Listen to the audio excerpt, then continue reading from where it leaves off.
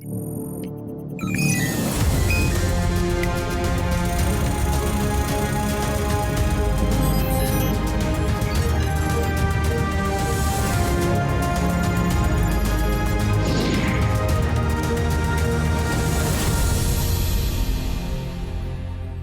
and a very warm welcome to Science Monitor, your weekly update on what's happening in the field of science, technology, research and innovation in and around the country. I'm Aishwarya Kapoor with you.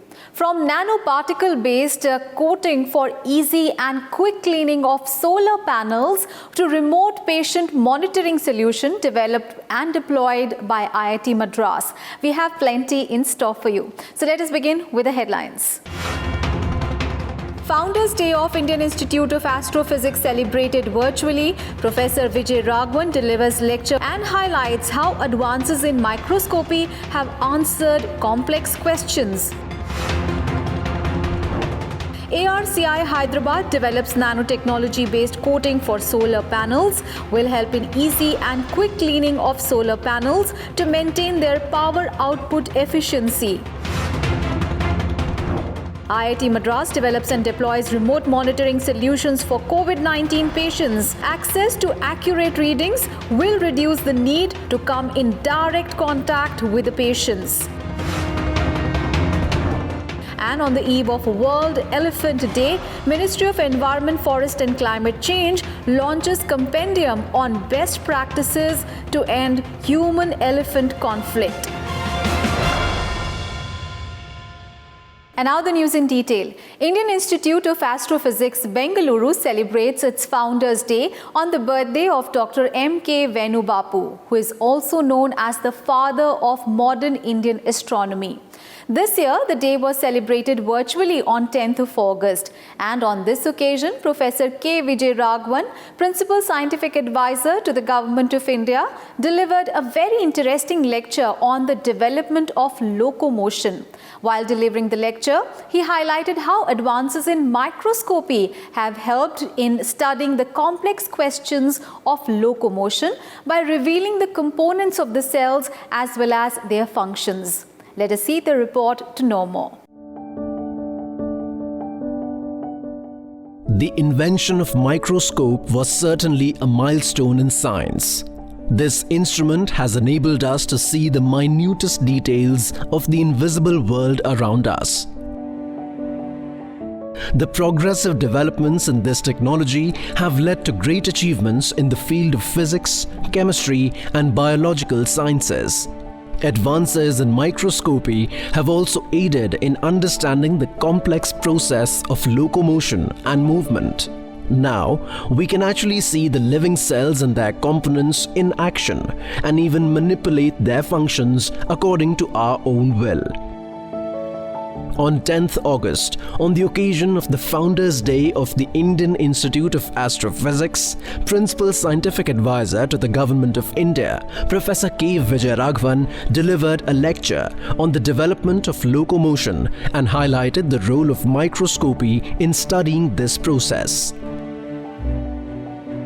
The tools for observation of all these parts at the finest level, from the electron microscopic to the level of the organism, have become better and better over the last 20 or 30 years. So we can open up the animal during its development and ask what is happening and observe what is happening. It's not just observing what is happening, but you can use dyes of various kinds, labels of various kinds to highlight different components and observe them, just as you have observational astronomy across various spectra. For example, we have learned enormously about cancer from studying the fruit fly. Today, a huge fundamental leap in our understanding of innate immunity, which is important in dealing with the COVID pandemic. Indian Institute of Astrophysics is an autonomous institute under the Department of Science and Technology and has entered its 50th year. Headquartered in Bengaluru, this premier institute devoted to research in astronomy has a network of laboratories and observatories in India. The institute celebrates the birthday of Dr. M.K. Vainu as its Founders Day, and this year the event was organized virtually. Professor Ashutosh Sharma, Secretary, Department of Science and Technology, Professor Annapurni Subramaniam, Director of Indian Institute of Astrophysics, along with other dignitaries, participated in this function, while Professor K. VijayRaghavn delivered the Founders Day lecture.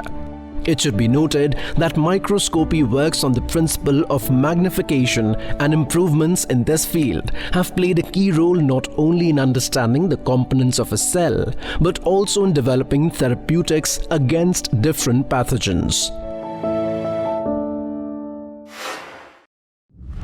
Nanotechnology involves manipulation of matter at incredibly small sizes, and this technology is being used innovatively across different sectors to manufacture revolutionary products.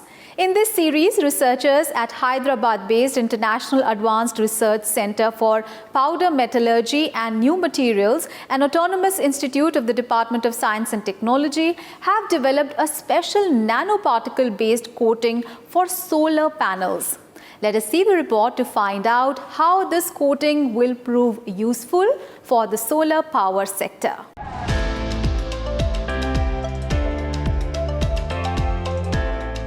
The use of solar panels is being encouraged all over the world to harness the clean energy.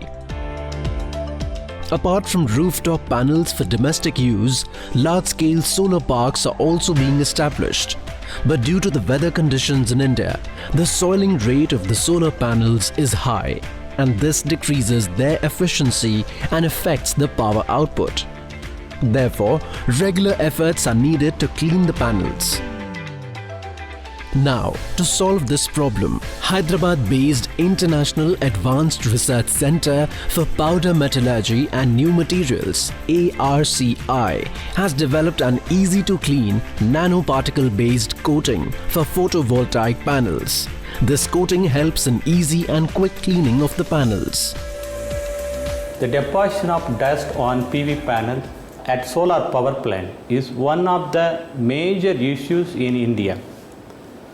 Easy to clean coating based on super hydrophobic property is very useful to minimize the dust deposition and hence ease the maintenance of PV plants with good performance. Commercial products available in the market are suitable in mild weather condition prevalent in Western countries and cannot withstand harsh environmental condition prevalent in India.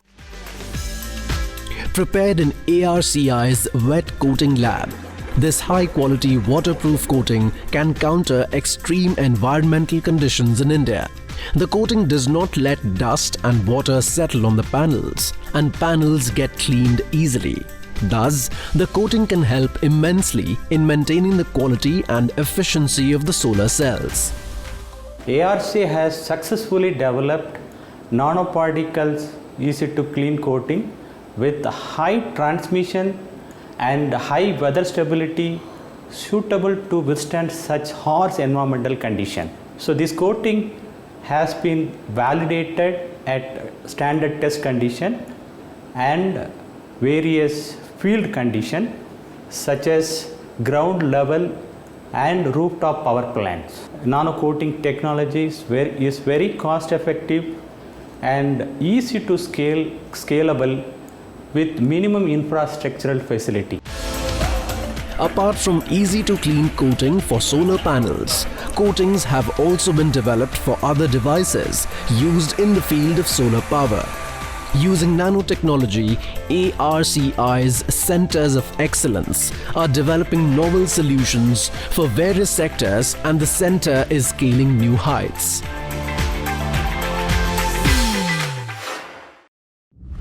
And now it is time for a short break, but don't go anywhere. We'll be back soon with more reports. Welcome back. After the break, you're watching Science Monitor. India is witnessing encouraging results in the fight against COVID-19 as its recovery rate is improving day by day and the fatality rate has also slipped. But this is not a time to relax, as healthcare professionals and caregivers who come directly in contact with the patients still have a high chance of getting infected. Keeping this in mind, researchers at the Indian Institute of Technology Madras have successfully developed and deployed a remote patient monitoring solution. The device accurately monitors the critical parameters of the patient and reduces the need to come in direct contact with the infected person. Let us find out more about this innovation in our report. To contain the spread of COVID-19, it is important to isolate the patients. But health workers still need to come in contact with the patients to monitor their vital parameters, and this increases their chances of getting infected.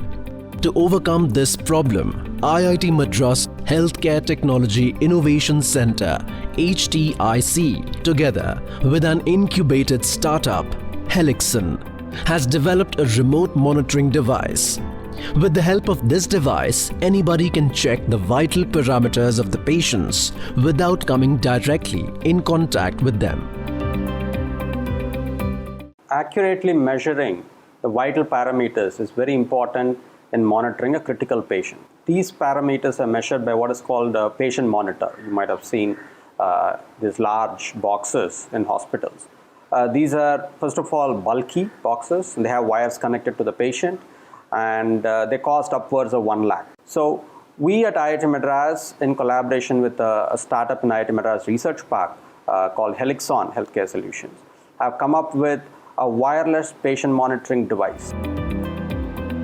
Like a small oximeter, this Wi-Fi-enabled device is clipped onto the finger of the patient and data is streamed to a mobile phone. The device accurately monitors temperature, oxygen saturation, respiratory rate, and heart rate of the patient. It can also be connected to the central monitoring system of the hospitals. In this way, round-the-clock monitoring of the patients can be done. The device also alerts about the drastic changes in the patient's parameters. The use of this device may also reduce the need for expensive PPE kits worn by the health workers. This is a small device that can be clipped on the patient's finger or the toe. It measures all the vital parameters. The temperature is measured at the armpit, the heart rate, the pulse rate, the respiratory rate, and the blood oxygen saturation levels are measured at the finger. And more importantly, they're all wirelessly transmitted to the mobile phone or the central command station, thus eliminating the need for any wire. The device can be used in any setting. It can be used in the home, where the family is taking care of the COVID patient, or the COVID quarantine center or the isolation center, or at the ward or the intensive care. More than 2,000 devices have been used successfully at various hospitals in Chennai. This solution can be very effective in view of the ever-increasing patients and lack of beds in the hospitals. With this, health workers can easily monitor patients undergoing treatment at home. The scalable device is reusable and has a lifetime of over a year and can also be used for patient management beyond COVID-19. Elephants are the largest land animals on the earth. Though these majestic animals are revered across many cultures, yet they also suffer many a time due to the human-elephant conflict. Therefore, in an effort to end the human-elephant conflict in the nation, the Ministry of Environment, Forest and Climate Change has launched a compendium on best practices of human-elephant conflict management. The compendium was launched on the eve of World Elephant Day, which is celebrated every year on 12th of August. Let us see the report to know more. Elephants have played an important role in many human civilizations since ancient times. Although lion is considered the king of the jungle, yet the rulers of the earth have always preferred elephants to showcase their status and prestige. The animal also has a religious significance in India. But above all, elephant is an integral part of our forest ecosystem. Over the years, these majestic animals have suffered due to many factors. The human greed has killed elephants for ivory trade, and growing human settlements have led to the loss of their habitat, which has also increased their conflict with the humans. Elephants have also lost their lives due to development activities carried out in forests, such as highways and railway tracks. And today, Asian elephants are endangered on the IUCN Red List of Threatened Species. Therefore, to create awareness about the protection and preservation of elephants, World Elephant Day is celebrated every year on 12th August. Celebrating the same, Ministry of Environment, Forest and Climate Change, Government of India organized a program on the eve of World Elephant Day, which was attended by the Union Minister Prakash Javadekar and the Minister of State Babul Supriyo, along with the other prominent office holders of the ministry. On this occasion, the Union Minister issued a compendium on best practices to deal with the human-elephant conflict in India. The pictorial guide lists best practices in different situations to end the human-elephant conflict and is one of the many efforts Government of India is undertaking to encourage the coexistence of humans and elephants. Fodder and water augmentation in jungle areas, ये बड़ा महत्वपूर्ण कार्यक्रम लिया है और उस कार्यक्रम में अब इस बार लाइडर टेक्नोलॉजी का भी उपयोग कर रहे हैं, लाइडर सर्वे भी कर रहे हैं और इस साल जो दिसंबर के बाद काम होगा सर्वे के बाद, उसके सहारे अगले साल से जंगलों में पानी और जंगलों में घास और खाद्य बहुत अच्छे मात्रा में पैदा होगा, ये मुझे पूरा विश्वास है. On this occasion, the beta version of a national portal on human-elephant conflict called Suraksha was also launched to collect real-time information and to deal with human-elephant conflicts in real time. With its various tools and data, it will help in the formulation of policy and action plan to reduce such conflicts. The pan-India rollout of the portal is likely to be done before the end of this year. World Elephant Day is an international event that was started in 2012, but India started Project Elephant much before in 1992 to protect elephants, their habitats and corridors. The project also recognized the issues of human-elephant conflict and welfare of the domesticated elephants. Presently, the project is being run in 22 states and union territories. An all-India synchronized elephant census was conducted for the first time in 2017. Currently, there are about 50 to 60,000 Asian elephants in the world, and more than 60% of their population resides in India.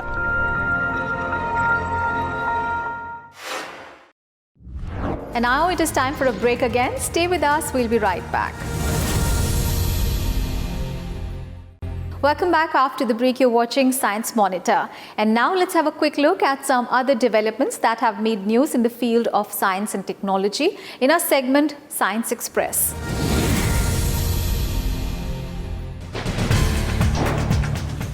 A recent study has revealed that impending thunderstorms can trigger asthma attacks and other severe breathing disorders needing hospitalization. According to the research paper published in JAMA Internal Medicine, emergency visits related to breathing disorders peaked the day before the storm. Thunderstorm asthma or waves of widespread asthma attacks before a thunderstorm were first recorded in 1983 in Birmingham, England. The new study found that before the thunderstorms, there is a rise in temperature which increases the amount of particulate matter in the air. When inhaled, this particulate matter can increase the breathing problem. Therefore, people susceptible to such conditions should pay attention to the thunderstorm forecast. According to a latest research, the dwarf planet Ceres, located in the asteroid belt between Mars and Jupiter, is actually an ocean world. The research has confirmed the presence of a large subsurface reservoir of salty water on Ceres, which is believed to be the remnant of a vast subsurface ocean that has been freezing gradually. The study is based on data obtained by NASA's Dawn spacecraft, which flew past the asteroid at a distance of about 35 km in the year 2018. According to the scientists, the new findings have once again awakened the possibility of life outside the Earth. The researchers focused on a 92-kilometer wide crater in the northern hemisphere of Ceres, which had two bright areas. These areas were basically salt crusts left behind by liquid that percolated up to the outer surface and evaporated. The scientists concluded that the liquid must have come from a reservoir which was hundreds of kilometers wide and at least 40 kilometers below the surface to create an impact fracture that allowed the salty water to escape. The research has been published in the journals Nature Astronomy, Nature Geoscience, and Nature Communications. Moving towards digital agriculture in the country, Krishi Megh was launched recently by Union Minister of Agriculture and Farmers Welfare Narendra Singh Tomar. It is basically National Agricultural Research and Education System, cloud infrastructure and services to provide high-quality education to the agricultural university students and is designed to strengthen national agricultural education system in the country. Krishi Megh is equipped with latest tools for building and deploying deep learning-based applications through image and data analysis and will be helpful in agricultural research and education expansion.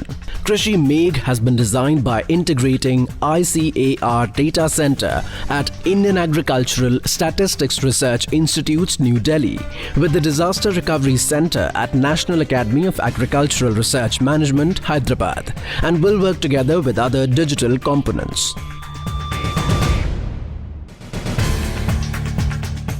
Scientists have identified a new site in the spike protein of novel coronavirus, which enables the virus to enter the host cells. International researchers used simulations of the spike protein at nanometer scales and detected a positively charged polybasic cleavage site located 10 nanometers above the actual binding site of the protein. It was found that the positively charged site allows strong bonding between the SARS-CoV-2 spike protein and the negatively charged human cell receptors and enables the virus to infect people. This finding has opened new possibilities for developing therapeutics against COVID-19. The study has been published in the journal ACS Nano. And that is all in today's edition of Science Monitor. Do tell us how do you like our program. You can send your feedback and suggestions through email. Our email ID is news@vigyanprasar.gov.in. You can also write into us at Vigyan Prasar, 5th floor Prithvi Bhavan, Lodhi Road, New Delhi, 110003. We'll meet you again next week with new informations and developments. Till then, stay safe and stay home and think scientifically all the time. Bye for now.